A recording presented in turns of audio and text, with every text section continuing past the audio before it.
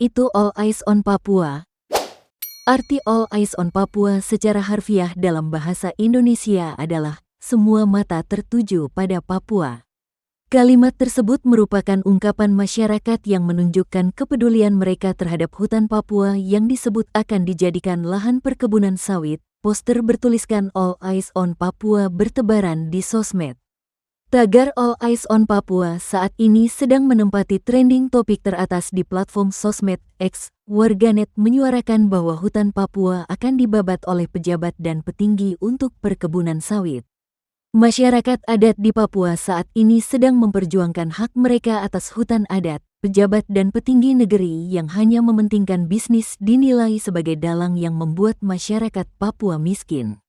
Mengorbankan hutan untuk perkebunan sawit dianggap sebagai tindakan yang egois dan tidak berprikemanusiaan. All Eyes on Papua bergema untuk menyuarakan konflik lahan yang sedang terjadi di Papua.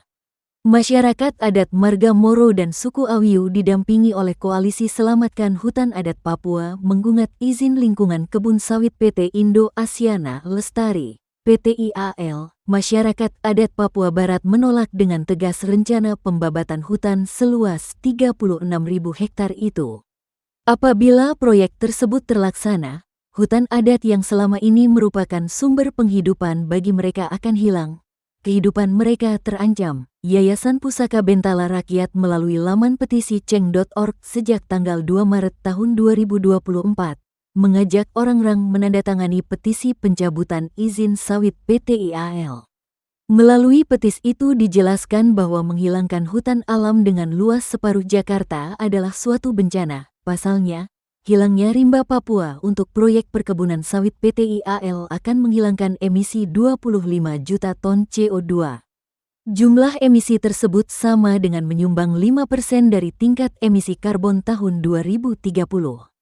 Dampaknya tentu tidak hanya di Papua, tetapi juga ke seluruh dunia. Pada Senin, tanggal 27 Mei tahun 2024, masyarakat adat Papua Barat Awiu dan Moi melakukan aksi unjuk rasa di depan Gedung Mahkamah Agung, MA.